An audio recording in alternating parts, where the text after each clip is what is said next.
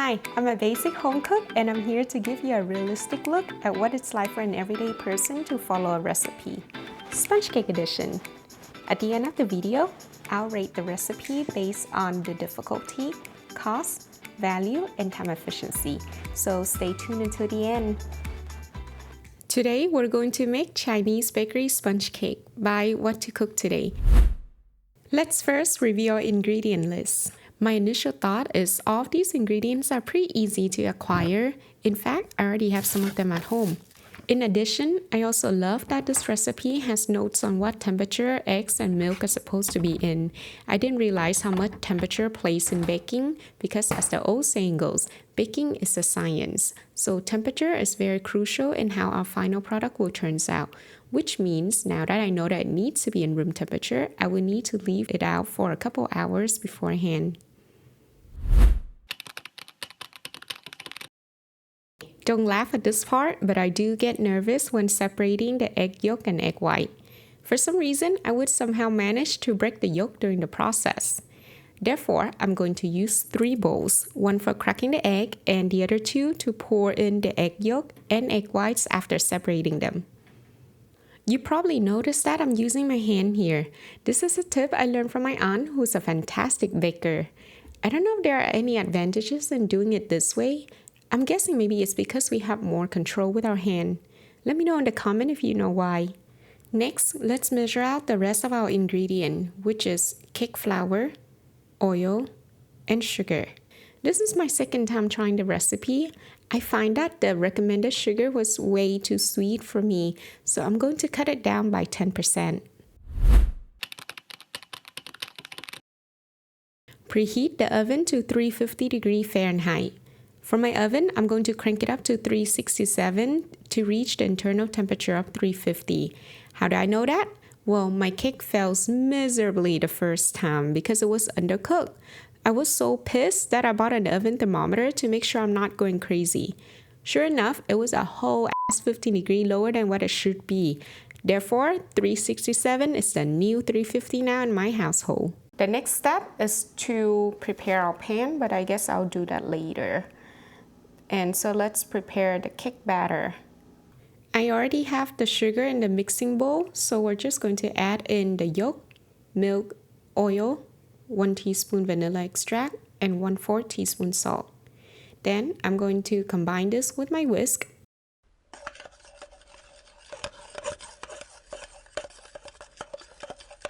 Then we're going to shift our flour to add in and continue to whisk and combine until our batter is thick but flowy. Not going to lie here, but this part was such an arm workout for me. Maybe I need to hit the gym more. To be honest with y'all, I'm a bit nervous about this part. Last time when I tried to make the meringue, I didn't really have any pointers as to what speed to use or when to add my sugar and acid. And this is why I love this recipe so much, because it gives me the mixing strength to use, how long to beat, when to add the vinegar and sugar. Heck, even tell me when I can stop to review the meringue. Anyways, I think my meringue turns out beautifully. Maybe I just got lucky this time. I also did the upside down test on my meringue passes. What do you think? Let me know in the comment. We are going to divide our meringue into 3 parts. I wish the instruction would mention here what the goal is. I know it's kind of obvious, but for first-time baker, I think it's helpful to mention that the goal here is to have the batter and meringue well mixed. Not too well mixed. As long as the meringue disappears within the cake batter, then we should be good.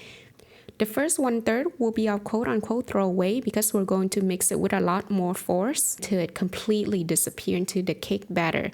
I know it might affect the volume a bit, but don't worry, you still got the subsequent 2/3 of the meringue to fold back into our batter. This should help bring the volume back up. The instruction gave us several options here for our pan. I don't have 2 8-inch pan, but what I do have is 1 9-inch round pan, so I'm going to use that. The cake is going to be thick as hell, just the way I like it. Anyways, I make a small mistake here. Let's see if you notice. Did you find it? I forgot about the leftover meringue on my spatula handle and the edge of my bowl. Oh well, it's just going to have to be unmixed in my batter now. Don't forget to flatten out your batter. This is to ensure that your cake will be baked evenly. And that, ladies and gentlemen, is to get rid of the small air pockets in your cake. The next part is my favorite because all we have to do is pop this in the middle of the oven rack and bake for 15 to 20 minutes. But knowing my oven, I'll do 25 and see.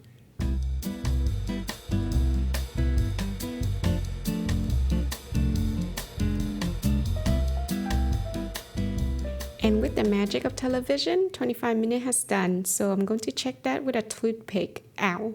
Okay, never mind. Let me put some glove on. I once burned my skin at 450 degrees, so I'm not doing that again. I just took the toothpick out and it seems dry enough. The cake is as expected, very, very thick. I have to go all the way down. I feel I'm gonna lose my toothpick if I put it some more down further. All right, so let's take our cake out. Ta-da! Here's my beautiful baby fresh off the oven. You can see that gaping hole in the middle. That's where my toothpick is. Oh, I forgot to show you something. Let me go back in time a little bit. According to the instruction, dropping the cake pan from about 5-inch height on the countertop will help to minimize shrinkage. After 5 minutes, the cake now should be warm enough to handle, but we still have to let it cool for another 15 minutes before we cut into it. What you will see next is my attempt at transferring the cake from the pan to the plate to the cooling rack. Just a caveat, there are moments where you will see me being a hot mess, but it's okay. This is a realistic view of an everyday home cook trying to follow a recipe. Or more specifically, me trying to flip the cake upside down. My last attempt, I break it by trying to slide it like that, so I'm really trying to be careful this time.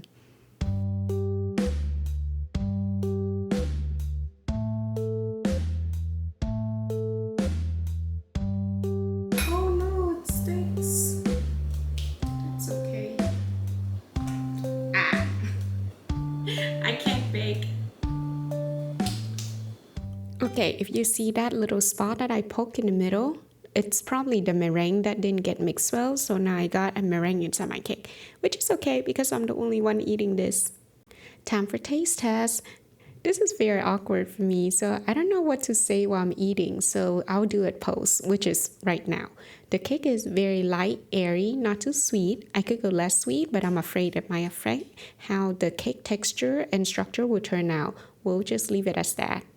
Overall, I'm pretty happy with how my cake turned out. It is not the prettiest, but hey, at least it tastes good and it's for me. Could it be better? Yep, definitely, but I feel like this is one of those things that just takes practice for me to get better at. And as promised, I'll give you my ratings for this recipe. So this is my finished cake.